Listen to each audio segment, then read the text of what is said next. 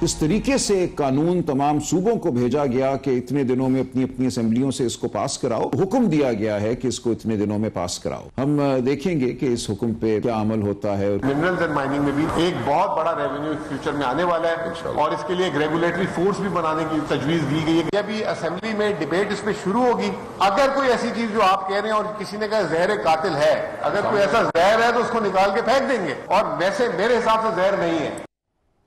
बिस्मिल्लाहिर्रहमानिर्रहीम। लाखों करोड़ों दरूद नबी अकरम सल्लल्लाहु अलैहि वसल्लम पर और उनकी आल पर। पाकिस्तान तहरीक इंसाफ के अंदर ठीक ठाक किस्म की लड़ाइयां चल रही हैं और उस लड़ाई में एक अहम किरदार जो है वो मिनरल्स बिल ने अदा किया है, क्योंकि एक मिनरल्स बिल बना है और ये तमाम सूबे बना रहे हैं। और उसकी वजह यह है कि अब बाहर से बहुत ज़्यादा इन्वेस्टर्स आ रहे हैं पाकिस्तान के अंदर और वो माइंस और मिनरल्स पे काम करेंगे। तो खैबर पख्तूनख्वा गवर्नमेंट से भी रिक्वेस्ट की गई है कि आप अपनी मिनरल्स पॉलिसी बदलें। तो उसके ऊपर जाहिर है वहाँ पे एक बिल बन रहा है और वो अब जमा भी करवा दिया गया है सूबाई असम्बली के अंदर। उसके ऊपर डिबेट भी होगी। तो पार्टी डिवाइड है, उस पर लड़ाई जारी है मुसलसल। तो अब ये मिनरल्स बिल का इशू क्या है, ये एक बहुत बड़ा सवाल है जो आज के शो में डिस्कस करेंगे। इसके साथ साथ इमरान खान साहब से आज भी मुलाकात होनी चाहिए थी, लेकिन फहरिस्त जारी होने के बावजूद, रिक्वेस्ट होने के बावजूद आज भी इमरान खान साहब की जेल के दरवाजे नहीं खुले।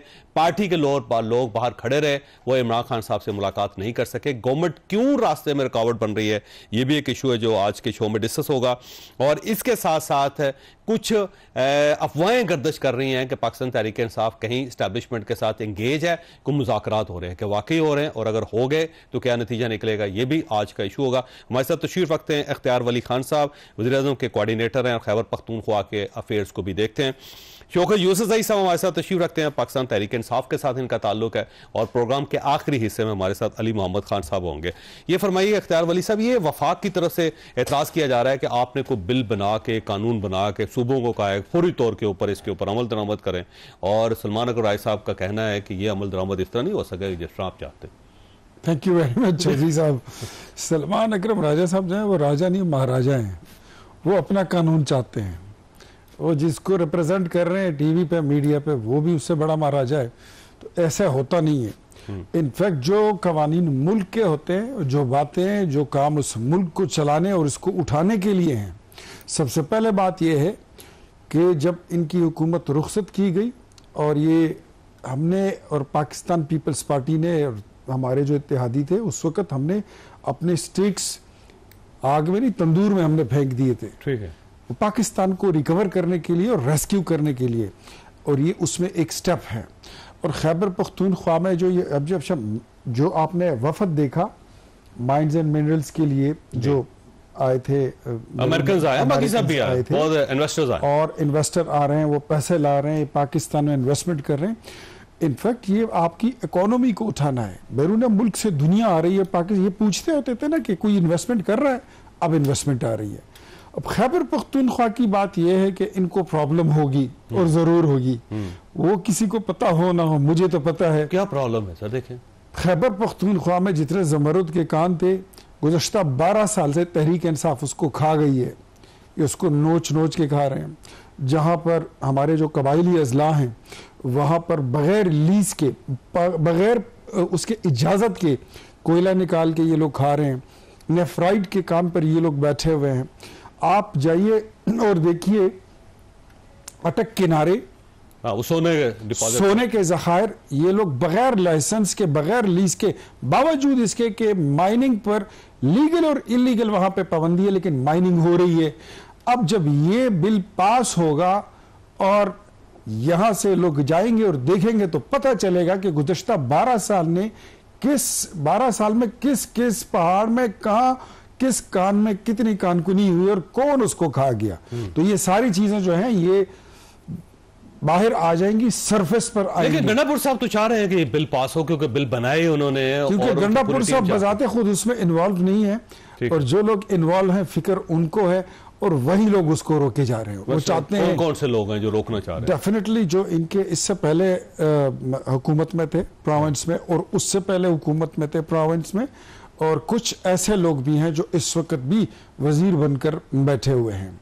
तो ये मामलात सारे जो है ये इनको असल में खदशा वही है कि जो चोरियां इन्होंने की है, ये तो मैं वही कहता हूं کہ اگر کسی نے پشاور آرکائیوز پہ ہاتھ ڈالا تو وہاں سے 2 نمبر کی مورتیاں نکلیں گی. مورتیاں بھی غائب ہو گئی, مورتیاں بھی کھا گئے, غائب ہو گئی. پھر وہی نا, اگر یہ کھانا ہی ہوتا ہے کہ اگر آپ 1 نمبر بیچ دو مارکیٹ میں اور 2 نمبر میوزیم میں رکھ دو تو یہ کیا ہے؟ کھانا ہی ہے نا. اگر آپ جائیں تو خیبر پختونخوا میں ایک سال میں نہیں تو 2 سال میں پورے نظام تعلیم ہزاروں اسکولوں کے لیے فرنیچر خریدا تو جاتا ہے, بل پاس ہو جاتے ہیں, لیکن وہ اسکولوں میں نہیں پہنچتا. بچے آج بھی ٹاٹ پر بیٹھے ہوئے ہیں, اسکولوں میں پینے کا پانی نہیں ہے. تو وہ اگر نیشنل اکاؤنٹیبلٹی بیورو نے, احتساب کے ادارے نے اپنا کام خیبر پختونخوا میں, which I think انہوں نے وہاں پہ اپنا کام شروع ہی نہیں کیا, اگر شروع کیا تو میرے خیال میں ان کو پاکستان میں کہیں اور جانے کی یا کام کرنے کی ضرورت ہی نہیں ہوگی. اب کیونکہ شوکت یوسفزئی صاحب کی طرف جانا ہے, ان کا جو لنک ہے وہ ڈراپ ہو گیا ہے اور ہم کوشش کر رہے ہیں کہ دوبارہ ان کے ساتھ رابطہ بحال کیا جا سکے, لیکن اس سے پہلے چھوٹی سی بریک ہو, بریک کے بعد دوبارہ حاضر ہوتے ہیں.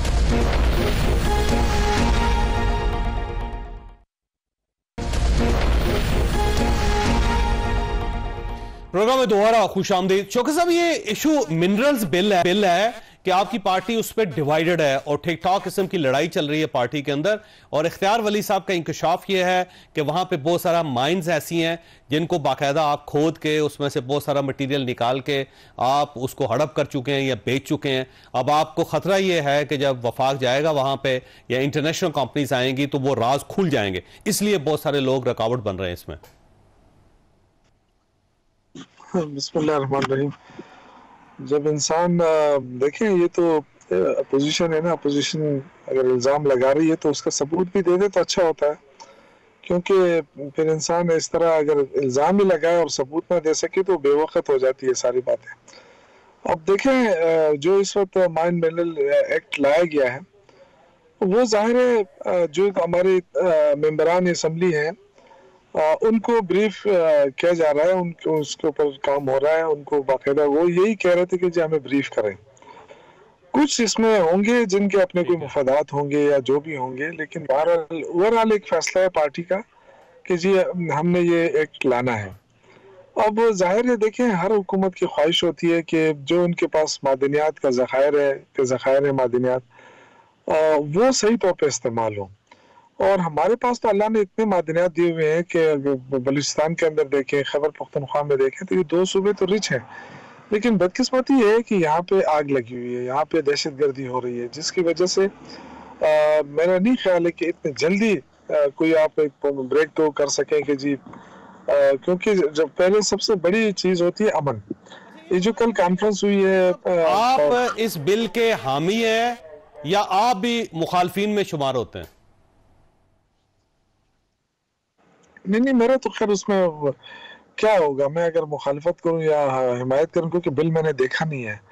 جب میں خود دیکھوں گا تو تب میں بات کر سکتا ہوں نا, میں نے بل نہیں دیکھا ہے, کیونکہ ابھی جب لایا گیا تھا کس کے پاس ہے اسمبلی کے اوپر تو اس پہ بحث ہو رہی تھی. جی اسمبلی میں ہوگا, مجھے نہیں پتا ہے, اسمبلی میں نے سنا تھا کہ اسمبلی میں ہے, اور چونکہ ہم نے دیکھا نہیں ہے تو میں تو اس پہ زیادہ کمنٹس نہیں کر سکتا. لیکن یہ کہنا چاہتا ہوں کہ واٹس ایپ گروپوں میں بھی پھر رہی ہے, اور واٹس ایپ گروپ پہ گنا پور صاحب اور آصف خان ایک دوسرے کے ساتھ لڑ بھی رہے ہیں, اور آپ بھی اس گروپ کا حصہ ہیں, تو وہاں پہ بھی یہ بل پڑا ہوا ہے. نہیں, بل تو اسمبلی میں ہے, بالکل ہے, اور اس پہ کافی بحث بھی ہو چکی ہے, اور جو اسپیکر صاحب ہیں انہوں نے باقاعدہ بحث کرائی ہے, ہو بھی رہی ہے. دیکھیں یہ اچھی بات ہے, یہ تو کوئی بری بات نہیں ہے کہ قانون سازی ہو رہی ہے تو اپنی پارٹی کے لوگ, کبھی کوئی مخالفت کر رہا ہے, کوئی حمایت کر رہا ہے, تو یہ تو اصلی جمہوریت تو یہی ہے نا. اور کوئی ایسی بات تو نہیں ہے کہ کوئی اپنے لیے کوئی ڈیمانڈ کر رہا ہے. دیکھیں جب بھی میں خود پارلیمنٹری افیئرز کا منسٹر رہا ہوں, جب کوئی بھی بل آتا تو اس پہ جب ڈیبیٹ ہوتی تھی پارلیمنٹری پارٹی کے بیچ میں, تو اس پہ کافی اختلاف بھی آتا, لیکن ان کو کنونس کیا جاتا. پھر اس کے بعد جب یہ کیبنٹ میں جاتا بل تو وہاں پہ بھی کافی لوگ مخالفت کرتے, لیکن پھر کنونس ہوتا, اور اسی طرح اسمبلی کے ممبران بھی کنونس کیے جاتے. تو اب میرے خیال سے اگر بل پہ لوگ کنونس نہیں کیے گئے, یا جو وزیر قانون صاحب ہیں اگر انہوں نے لوگوں کو اعتماد میں نہیں لیا ہے, تو میرے خیال سے ان کو اعتماد میں لینا چاہیے.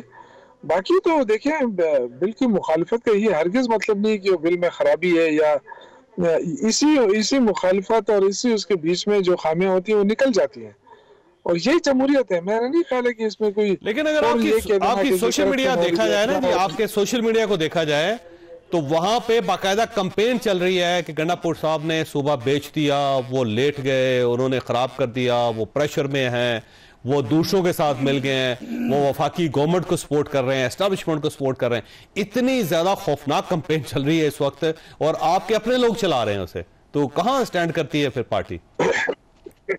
دیکھیں، اس سے آپ اندازہ کریں کہ جو وہاں پہ اپوزیشن ہے ان کا کوئی انٹرسٹ نہیں ہے. جب اپوزیشن نہیں ہے تو جو ہماری پارٹی ہے اس میں اپوزیشن بھی وہی کر رہے ہیں اور گورنمنٹ بھی وہی کر رہے ہیں. تو اس کا مطلب ہے کہ ہمیں انٹرسٹ ہمیں ہے صوبے سے. جو اپوزیشن پارٹیاں ان کا تو کوئی انٹرسٹ ہی نہیں ہے. دوسری بات جو سب سے امپورٹنٹ بات یہ ہے کہ جو مائنڈ منت کے حوالے سے جو اختیار ولی صاحب کو شامل کر رہے ہیں. اختیار صاحب بھی دیکھیں، ایک جمہوری پارٹی ہے، اس کے اندر تو اختلاف رائے ہوتا ہے. یہ ہو رہا ہے، یہ جمہوری پارٹی نہیں ہے، یہ جذباتی لوگوں کا ایک ہجوم ہے. یہ اکٹھے ہو جاتے ہیں. کس نعرے پہ اکٹھے ہوئے تھے؟ یاد رکھیں، یہ جذباتی نعرہ تھا کہ آؤ مل کے اپنے لیے ایک پاکستان بناتے ہیں. آؤ ایک ایسا پاکستان جہاں پر دوہرا نظام تعلیم، انصاف اور ہیلتھ نہیں ہوگا، سب کے لیے ایک ہوگا. وزیر اعظم آپ کا سائیکل پر بیٹھ کے جائے گا، 50 لاکھ گھر بنا کے لوگوں میں مفت تقسیم کریں گے غریبوں میں، اور 1 کروڑ نوکریاں آئیں گی. یہ کیا تھا؟ یہ جذباتی نعرے تھے.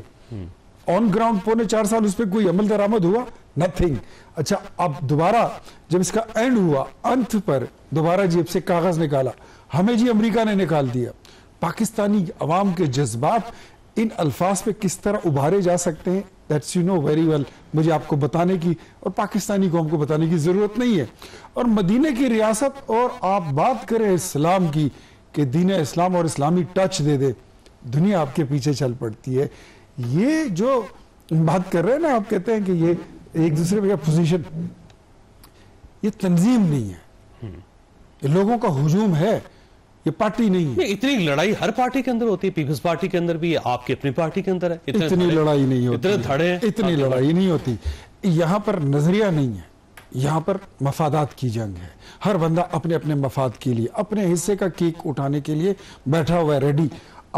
میں میرے بھائی شوکت یوسف زئی صاحب کو لیٹ می ریمائنڈ، یہ اس وقت اسمبلی میں تھے.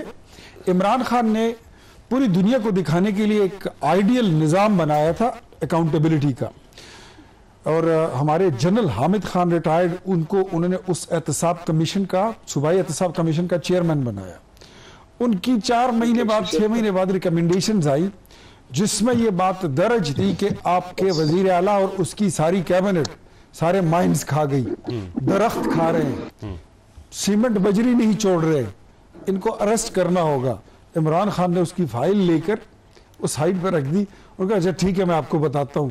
ان کا کہ آپ فارغ ہیں اور احتساب کمیشن کو تالا لگا دیں. یہ ان کے احتساب کا اور وہاں پر خیبر پختونخوا کی آن گراؤنڈ حالات ہیں. اینڈ دس از واٹ، کہ آپ نے پرسوں دیکھا، یہ بات ہم پہلے بہت بار کر چکے ہیں اور اب یہ دوبارہ اٹھی ہے کہ ایک وزیر with a one stroke of pen 36 ارب روپے نکال کر کھا جاتا ہے. کون وزیر؟ تیمور جھگڑا صاحب، ان کی پارٹی کے لوگ، ان کی اپنی کمیٹی وہ بتا رہی ہے. ٹھیک ہے، نکالے کسی تحقیقات ہو رہی ہیں، تحقیقات ہوں گی اور ان کو کلین چٹ اس میں نہیں ملنے والی اپ ٹو مائی نالج. ایک نمبر 2، ایسے وزیر وہاں پر ہیں جو 2013 میں جن کے پاس سوات سے اسمبلی تک آنے کا ان کے پاس کرایہ ٹیکسی کا نہیں تھا، آج وہ اپنے ڈکلیئرڈ اثاثے 22 اور 20 ارب روپے دکھا رہے ہیں. کہاں سے آئے ہیں؟ کون ہے یہ پیسے کو کہاں سے آئے؟ چھوڑے نام نہیں آپ دیکھیں، پورا سچ بولا، کسی اور کا سچ پورا بولا. اچھا پورا ہی ہے جی. جانے نہ جانے گل ہی نہ جانے باغ تو سارا جانے ہے. نہیں، سواد سے تو مراد سعید صاحب ہی ہیں، وہ رپوش ہے. مراد سعید صاحب جو ہیں وہ اور کھاتوں میں ہیں اور ان کے بھی بڑے فارم ہاؤسز وغیرہ بن چکے ہیں، وہ بھی ایک الگ کہانیاں ہیں. ان کے وزیر اعلیٰ تو ٹھیک ٹھاک توپوں کو اٹھا کر، نواب افدیر کے توپ اٹھا کر اپنے محل میں لا کے سجا رہے تھے اور یہ سب اس کی پروٹیکشن کر رہے تھے، اس کا دفاع کر رہے تھے.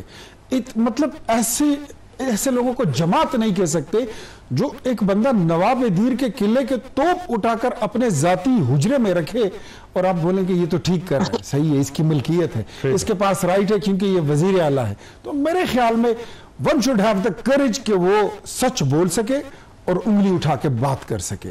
ठीक होगा, मुझे ब्रेक लेने दे, एक छोटी सी ब्रेक के बाद दोबारा हाजिर होते हैं।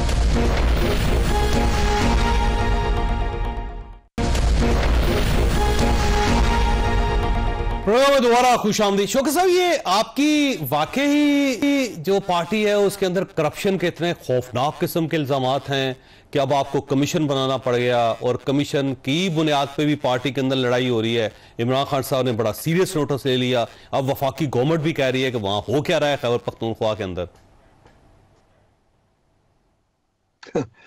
मैंने आपसे पहले ही कहा था कि अपोजिशन भी हम खुद कर रहे हैं और हुकूमत भी हम चला रहे हैं, क्योंकि अक्सरियत भी हमारे पास है, अवाम का मैंडेट भी हमारे पास है। हुकूमत करें ना, हुकूमत है, हाँ सिर्फ हुकूमत करें, अपोजिशन छोड़े। मैं अर्ज करता हूँ सर, मेरी बात सिर्फ सुन ले।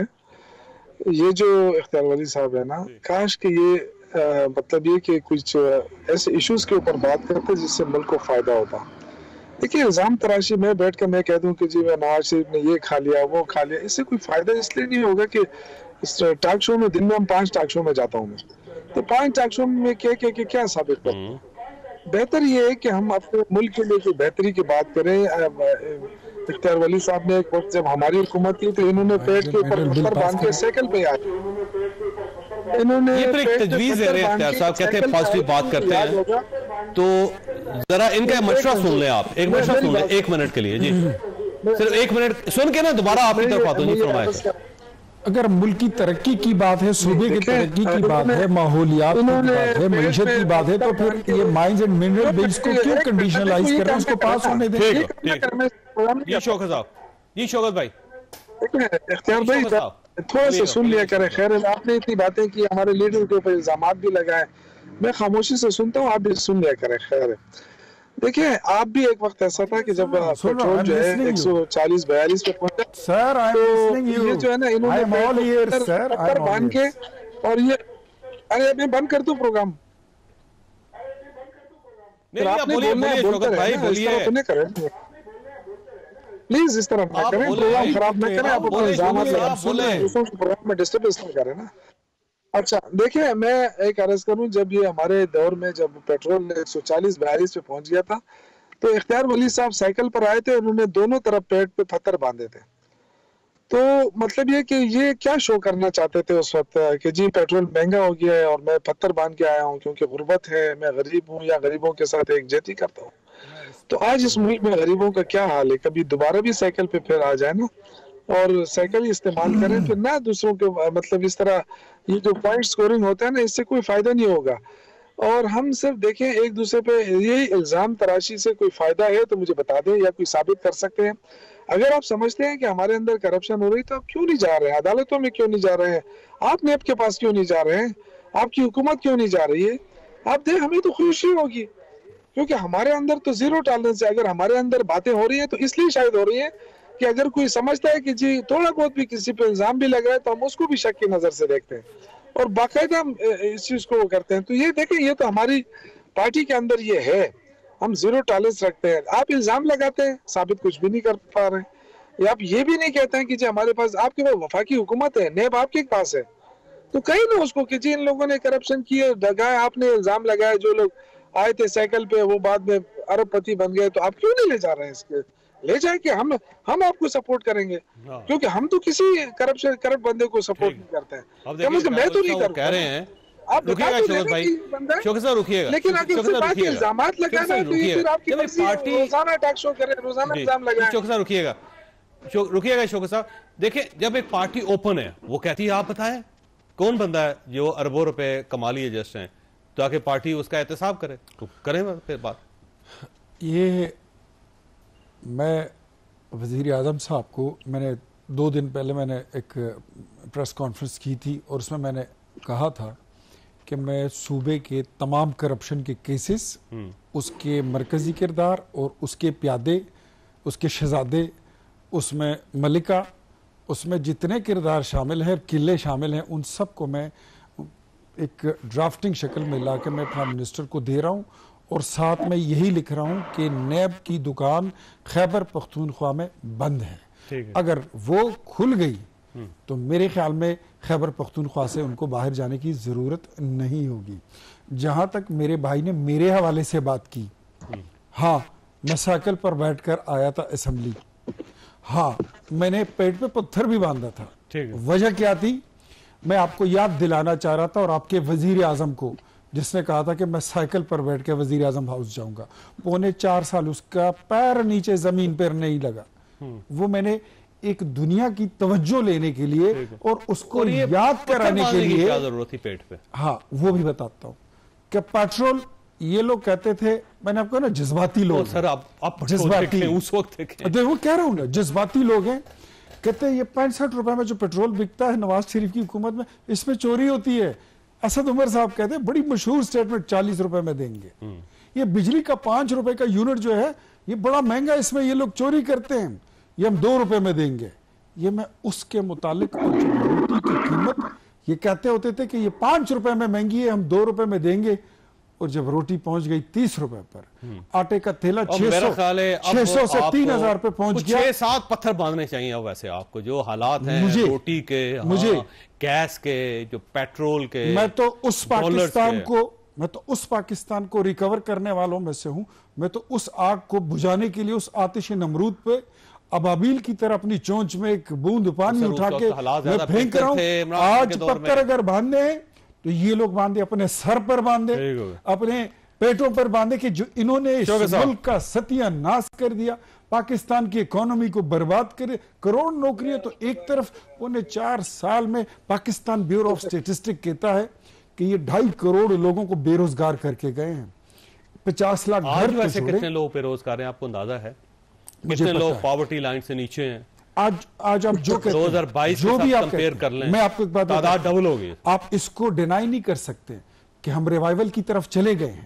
آج پاکستان کے فورن ایکسچینج ریزرو وہاں پر نہیں ہے جو آج سے 1.5 سال پہلے جہاں پہ کھڑے تھے. مہنگائی جو تھی یہ 38% پہ پہنچ چکی تھی, آج 1.5 پہ آ گئی ہے. پہ آپ نے مجھے بتائیے سر, ہم نے نہیں بات کرنے دو, وقت ختم ہو رہا ہے. پاکستانی قرضے یہ دگنے کر کے گئے. جی شوکت صاحب جواب دیجیے گا. دیکھیں مہنگائی کی بات کرتے ہیں, کاش کہ یہ اگر حقیقت پسند ہوتے ہیں تو آج بھی کہہ دیتے کہ جی لوگوں کی زندگی مشکل ہے. یہ ابھی تک عمران خان کی فوبیا سے نکلے ہی نہیں ہے. اب دیکھیں کتنا بڑا جھوٹ بولا جا رہا ہے پنجاب میں. مریم بی بی کہتی ہے کہ ہم نے صحت کے مراکز کو بہتر کر دیا ہے, اور اتنا بہتر کر دیا ہے کہ جو بندہ 6-7 مرتبہ خود وزیر اعلیٰ رہا پنجاب کا, جو 3 مرتبہ پرائم منسٹر رہا, وہ چیک اپ کے لیے لندن جا رہا ہے. یہ کتنی عجیب سی بات ہے کہ آپ نے پاکستانیوں کے لیے آپ کہہ رہے ہیں کہ ساری دنیا سے لوگ جو ہے نا وہاں آئیں گے, پنجاب آئیں گے, اتنے اچھے کر دیے ہیں صحت کے مراکز, اور آج نواز شریف صاحب کہہ رہے ہیں کہ جی چیک اپ کے لیے ہم کو لندن جانا پڑ رہا ہے. کتنے تضاد ہے باتوں میں نا. صرف ٹک ٹاک کے ذریعے یہ کہنا کہ جب ہم نے پنجاب میں انقلاب لے کر آ گئے تو ٹک ٹاک سے انقلاب نہیں آتے ہیں. حقیقت پہ بات کرنی چاہیے کہ آج مہنگائی سب سے زیادہ ہے, اور 38% پہ بھی آپ لوگ لے کر گئے ہیں. ہمارے دور میں 12% تھی, ہمارے دور میں 6.2 پہ گروتھ ریٹ پہنچ گیا تھا, آج 2% ہے. یہ ہمارے دور میں 150 ٹیکسٹائل ملیں بند نہیں ہوئی ہیں, اب بند ہوئی ہیں, اور آپ کہہ رہے ہیں کہ مائن منرل کے لیے انویسٹمنٹ آئے گی. بھائی پہلے عمل تو قائم کرو. شوکت صاحب آپ کا بھی شکریہ, اور اختیار ولی صاحب کو بھی شکریہ. یہاں پہ دونوں سے میں اجازت لوں گا, اس کے بعد علی محمد خان صاحب ہمارے ساتھ. لیکن ایک چیز آبویس ہے اور اسے کلیئر کر لینا چاہیے کہ اگر پاکستان کو فائدہ ہوگا تو سب کو فائدہ ہوگا, پاکستان کو نقصان ہوگا تو سب کو نقصان ہوگا. پاکستان کے لیے کام کرنا چاہیے. چھوٹی سی بریک, اور بریک کے بعد دوبارہ حاضر ہوتے ہیں.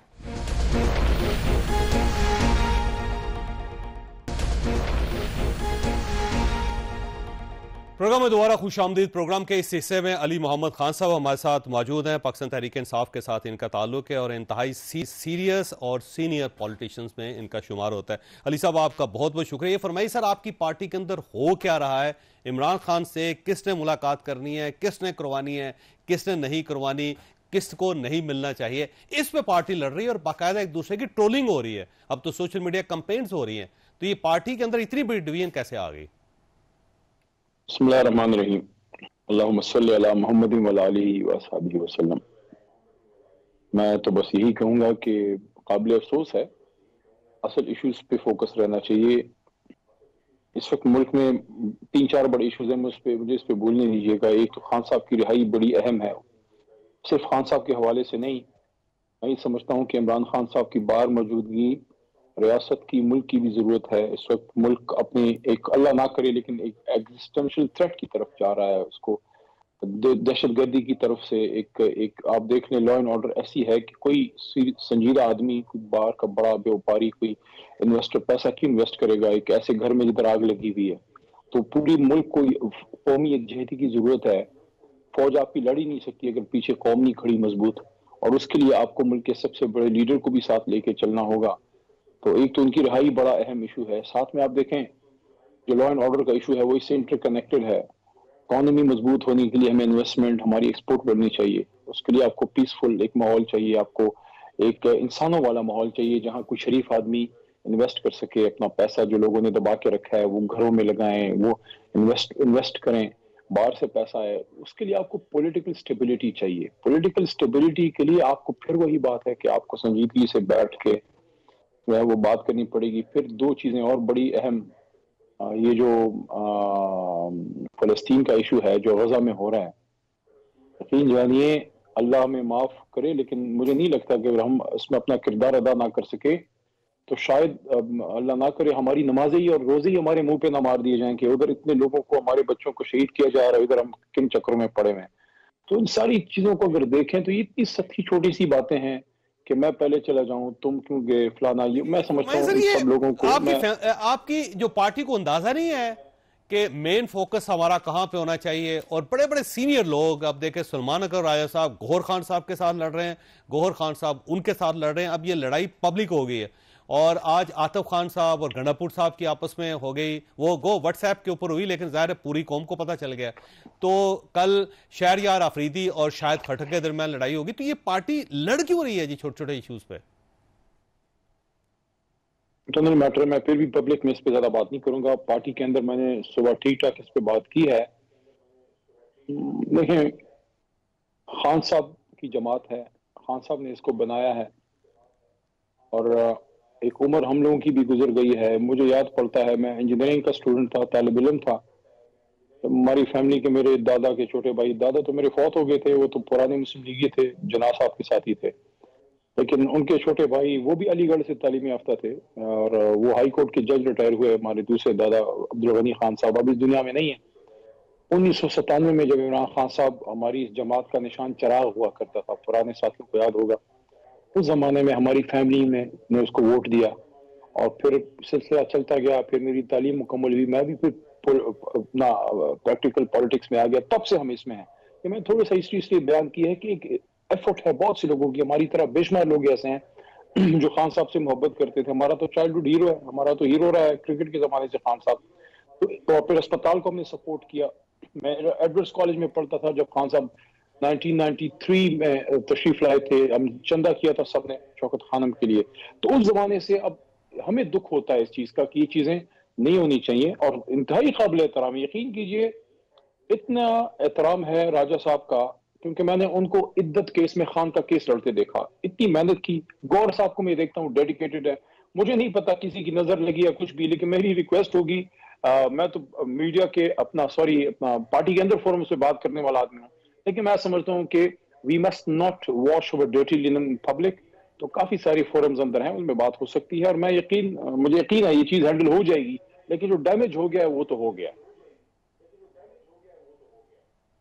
اچھا یہ فرمائیں سر کہ یہ جو اسٹیبلشمنٹ کے ساتھ مذاکرات ہیں کسی نہ کسی سطح پہ یہ چل رہے ہیں، اور ڈائسپورا جو ہے امریکنز جو پاکستانی ہیں وہ اس کے اندر کوئی مین کردار ادا کر رہے ہیں، تو اس کے اوپر بھی پارٹی کے اندر ڈویژن ہے. کچھ لوگ چاہتے ہیں کہ نہیں ہونے چاہیے، کچھ لوگ جس میں اعظم سواتی صاحب شامل ہیں وہ یہ کہتے ہیں کہ یہ ایک اپارچونٹی ہے، اس کو اویل کرنا چاہیے. تو پارٹی اس کے اوپر کیوں ڈیوائیڈ ہے؟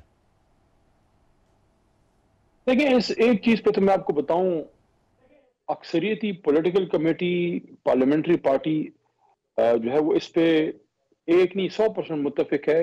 گفتگو ہونی چاہیے تاکہ خان صاحب کی رہائی ہو. تو خان صاحب کی رہائی کے لیے جو بھی مناسب طریقہ ہے جس میں اپنے نظریے کی قربانی نہ دینی پڑے، جس میں ڈیل نہ کرنی پڑے، تو اس کے لیے تو سب اس پہ ایگری ہیں. میں خود یعنی کہ کچھ لوگ تو بات کریں گے نا کہ اس نے یہ کہا فلانے نے وہ کہا. میں خود آپ کو اپنی بات کروں گا کہ خان صاحب سے ڈائریکٹ جو بات ہوئی آخری 2 ملاقاتوں میں، تو میں نے خان صاحب کو یہی بات کی تھی چوئی صاحب کہ وہ اس وقت القادر کیس چل رہا تھا، ابھی فیصلہ نہیں آیا تھا، ٹرائل اینڈ میں پہنچا ہوا تھا. میں نے خان صاحب کو اس طرح بیٹھ کے کہا کہ یہ سامنے جو عدالت لگی ہوئی ہے، ساتھ میں ان کی وائف بھی تھی، بشرا صاحبہ بھی تھی، پیچھے علیمہ آپا بیٹھی ہوئی تھی. میں نے خان صاحب کو کہا کہ دیکھیے مجھے ان عدالتوں سے ابھی کوئی امید نہیں ہے، 26 یعنی ترمیم والے معاملے کے بعد اب کافی معاملات خراب ہیں. دوسرا، یا تو پھر 10 لاکھ بندہ نکلے. میرے خیال میں نے ان کو کہا بھی، خان صاحب کو میں نے کہا کہ میرے خیال میں بیسٹ موقع ہمارے پاس تھا 9 فروری کو، جب الیکشن ہم سے چرا لیا گیا، پوری قوم نکلنے کے لیے اس وقت روڈوں پہ تھی. تو اس وجہ سے اگر کوئی گفتگو سے راستہ بنتا ہے لیکن ڈیل نہ ہو، میری بھی یہ سوچ ہے، خان صاحب کی بھی یہ سوچ ہے. تو اب اس تناظر میں اگر باہر سے کوئی لوگ نیگوشیٹ کر رہے ہیں، I'm not part of that، میں کسی نیگوشیشن کا حصہ نہیں ہوں، باہر سے کوئی ہو رہی ہے، اندر سے ہو رہی ہے، لیکن میں ہر اس سٹیپ کو سپورٹ کرتا ہوں جو باعزت طریقے سے اپنا نظریہ بچا کے خان صاحب باہر نکلتے ہیں، کیونکہ قوم کا وقت ضائع ہو رہا ہے. آپ مجھے چوئی صاحب ایک بات بتائیں، آج اگر عمران خان کے پائی کا لیڈر باہر ہوتا، کیا آپ کو پاکستان سے فلسطینیوں کے لیے ایک تبانہ آواز سنائی نہ دے رہی ہوتی؟ وہ آدمی جو ہے وہاں ان کے ایوانوں میں جا کے فلسطین اور کشمیر کی جنگ لڑتا تھا. آج کدھر ہے شہباز شریف صاحب؟ میں یہ نہیں کہہ رہا، میں کہتا ہوں ہم سب اس مسئلے پہ ایک ہیں. میں ان لوگوں میں سے نہیں ہوں جو یہ کہے گا کہ شہباز شریف یا کوئی اور خدا نخواستہ غدار ہے. میں یہ غداری کے سرٹیفکیٹ باندھنے والوں میں سے نہیں ہوں، لیکن میں یہ کہتا ہوں کہ شہباز شریف صاحب اس طرح پرزور طریقے سے یہ مقدمہ نہیں لڑ رہے جس طرح خان صاحب جو ہے وہ بات کیا کرتے تھے. تو ساری چیزوں کو دیکھ کے میں تو اپریشیٹ کروں گا کوئی بات کر رہا ہے. اعظم سواتی صاحب کے حوالے سے بھی ایک بات کرنا چاہوں گا. سواتی صاحب میرے سینئر رہے ہیں، جی فرمائیے. میری ان کی منسٹری، میری اور اعظم سواتی صاحب کی منسٹری ایک رہی ہے، چچا بھتیجے کا رشتہ. یہ میں بتا دوں، میں اگر میرے سے مشورہ کرتے میں ان کو کہتا کہ خان صاحب کا آپ پہ اتنا اعتماد ہے، اتنا ٹرسٹ ہے، آپ کو قرآن اٹھانے کی ضرورت ہی نہیں. That was totally unnecessary. اگر اعظم سواتی صاحب بات کرتے ہمیں اس پہ یقین ہے. لیکن میں یہ سمجھتا ہوں کہ وہ جو بات انہوں نے کی ہے، میں تو حیران ہوں کہ لوگوں نے کیا رائی کا پہاڑ بنا دیا ہے. وہ بات اگر خان صاحب نے ان کو جو ہے وہ کی ہے، جو کہ وہ کہتے ہیں کی ہے، تو میں یقین کرتا ہوں کہ کی ہوگی. اس میں خان صاحب نے اگر تو سواتی صاحب کو یہ کہا ہے کہ آپ چیف صاحب سے، آرمی چیف صاحب سے بات کیجئے، اپنے لیے کوئی ریلیف مانگ رہے ہیں، میرے کیس معاف کرو، مجھے حکومت دے دو، مجھے فلانا، اپنی اگر بات ہے پھر غلط ہے. یہ بات کیا ہو رہی ہے؟ ایک آئینی ڈیمانڈ ہو رہی ہے کہ میرے ملک کے لوگوں کو آزاد شفاف الیکشن ملنا چاہیے. اچھا اب یہ بات ہو سکتی ہے کہ بھئی آپ ان سے کیوں کہہ رہے ہیں؟ تو بھئی اس ملک میں کیا اس چیز سے آپ آنکھیں چرا سکتے ہیں کہ اس ملک میں اسٹیبلشمنٹ کا ایک رول رہا ہے؟ ہم تو چاہتے ہیں کہ نہ ہو، لیکن جب تک چیزیں ٹھیک نہیں ہوتی آپ نے ہر جگہ انگیج کرنا ہوتا ہے. میں یہ سمجھوں گا کہ میرا لیڈر اگر غلط کرے گا میں کہوں گا، میں ان کو بالکل، میں بہت سی باتیں کرتا بھی ہوں، اور وہ میں ان کو میں شکریہ ادا کرتا ہوں. خان صاحب میری بہت سی باتیں سن کے برداشت کرتے ہیں، لیکن اگر عمران خان صاحب اپنی ذات کے لیے کوئی ریلیف مانگتے میں اس کو اپریشیٹ نہ کرتا. لیکن وہ تو ملک کی بات کر رہے ہیں، کیوں اس بات کو غلط لیا جائے؟ عمران خان کیا کہہ رہے ہیں؟ اگر ایک آزاد علی صاحب یہ فرمائیں، علی صاحب یہ فرمائیں کہ دیکھیں آپ کی جو بڑی سٹرینتھ ہے، آپ کی جو سب سے بڑی سٹرینتھ تھی وہ سوشل میڈیا تھی، اور کہیں آج وہی آپ کے راستے کی رکاوٹ تو نہیں ہے؟ وہ مانگ رہے ہیں تو مجھے ایک مجھے صاحب اس پہ بولنے آخری بات. اگر عمران خان صاحب نے یہ مطالبہ کیا جو سواتی صاحب فرما رہے ہیں کہ آزاد شفاف الیکشن مانگ رہے ہیں، تو آزاد شفاف الیکشن میں یہ کہاں لکھا ہے کہ یہ تحریک انصاف کو خواہ مخواہ ووٹ ضرور ملے گا؟ یہ لوگ کیوں ڈرتے ہیں کہ پوری قوم خان کے ساتھ ہے؟ ہمیں پتہ ہے، ہمارا دل کہتا ہے، کیونکہ الیکشن نے ثابت کر دیا. لیکن آزاد شفاف الیکشن کا مانگنا آئین کے مطابق یہ فیور تو نہیں ہے. یہ فیور ہے کیا؟ ٹھیک ہے. اچھا یہ فرمائیں سر، یہ سوشل میڈیا آپ کی سب سے بڑی سٹرینتھ تھی، آج آپ کو فیل نہیں ہوتا ہے کہ وہی سب سے بڑی رکاوٹ ہے آپ کے راستے میں، کہ اگر منرلز بل ہو تو سوشل میڈیا کے اوپر کمپین ہوتی ہے آپ سب لوگوں کے خلاف، اور اگر فرض کریں کہ عمران خان صاحب کی ملاقات کا ایشو ہے، کچھ لوگوں کے خلاف کمپین شروع ہو جاتی ہے، جس طرح اس وقت گور خان صاحب کے خلاف خوفناک کمپین چل رہی ہے وہاں پہ، بلکہ ان کو ایجنٹس تک قرار دے دیا گیا ہے، اور یہ کہ یہ اسٹیبلشمنٹ کا مہرہ ہے، یہ تک اس کے اوپر اسٹیبلش کیا جا رہا ہے. اور اس کے ساتھ ساتھ اگر اسٹیبلشمنٹ کے ساتھ آپ کی بات شروع ہوتی ہے تو کچھ یوٹیوبرز ہیں جو ایکس صحافی ہیں، سابق صحافی ہیں، وہ باہر بیٹھے ہوئے ہیں، وہ آپ کو اتنا پش کر دیتے ہیں، دیوار کے ساتھ لگا دیتے ہیں کہ آپ کے پاس ہلنے کی گنجائش بھی نہیں ہوتی.